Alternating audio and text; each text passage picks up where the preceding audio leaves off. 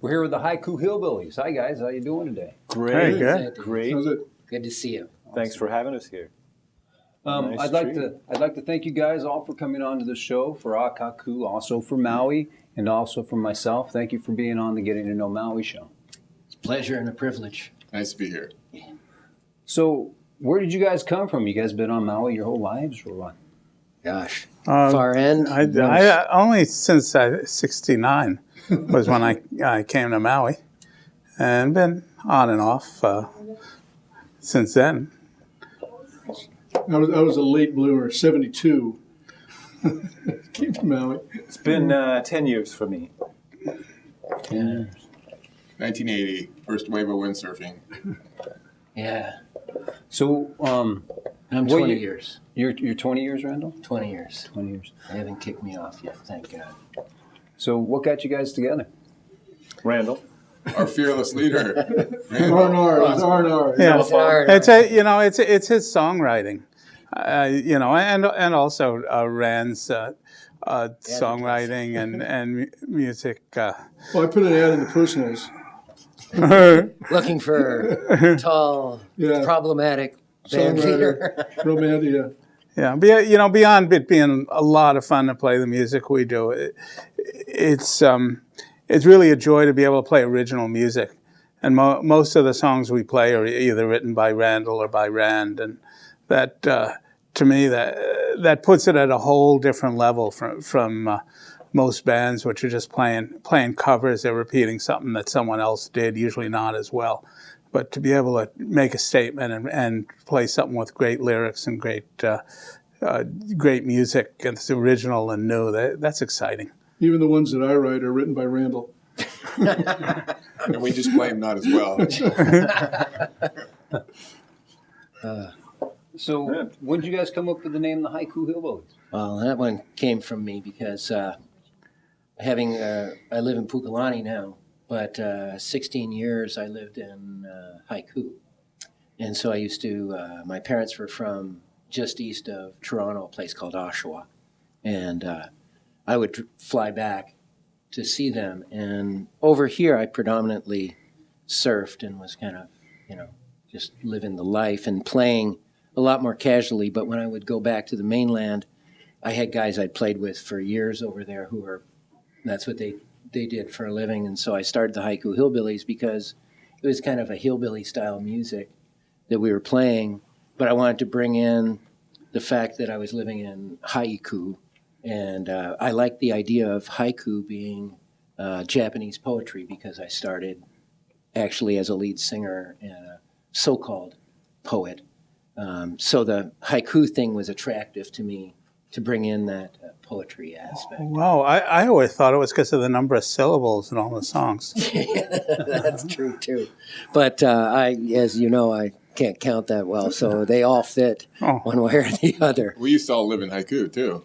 And most of the guys have done their time in haiku. And then the instruments made us move to drier climes. Pukalani Hillbillies didn't have Yeah, it the didn't same, sound as good. the same ring. Did it? Yeah, I was a Banana Patch Kitty in haiku in '69, so Oh, my. brought back some good memories. Absolutely.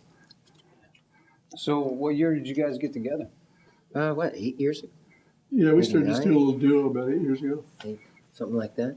And I've had the Hillbillies, including the Canadian version, for, I think, 16, 17 years.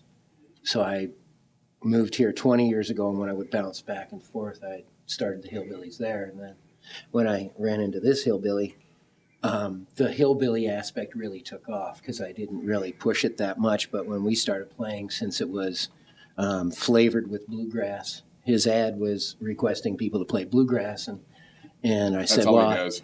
I go, I'm like I played with reggae guys who were like hardcore reggae guys, and I'm like, I can't play hardcore reggae, and I can't play strict bluegrass either. But he allowed me to continue picking and grinning nonetheless.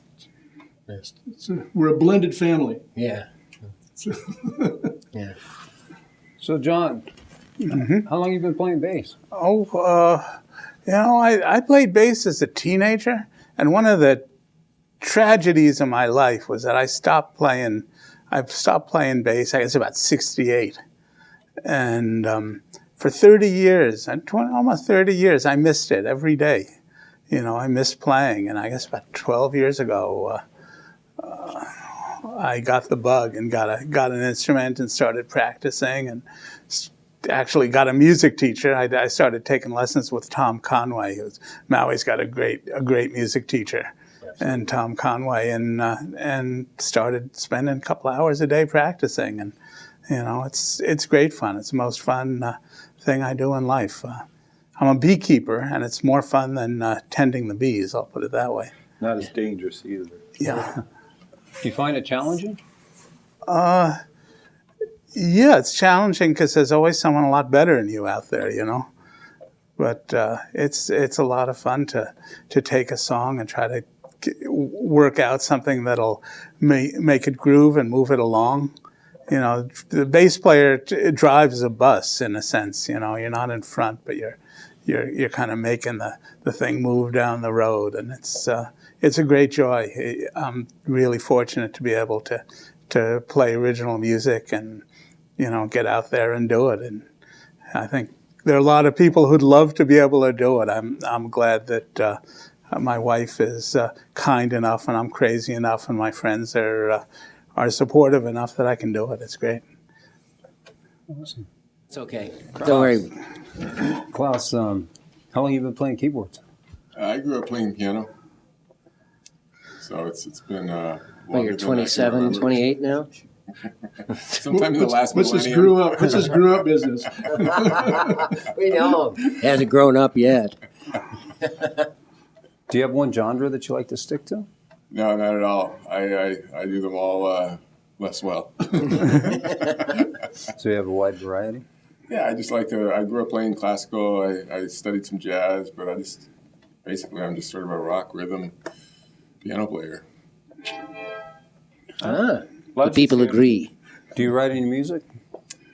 You know, I have some ideas and some stuff I throw around, but I just generally tend more towards the improvisational areas. So I follow Randall here in this context. Randall, how long have you been playing guitar? Guitar. Yeah, that's a good question. I picked it up, I guess, 400 in years ago? 84.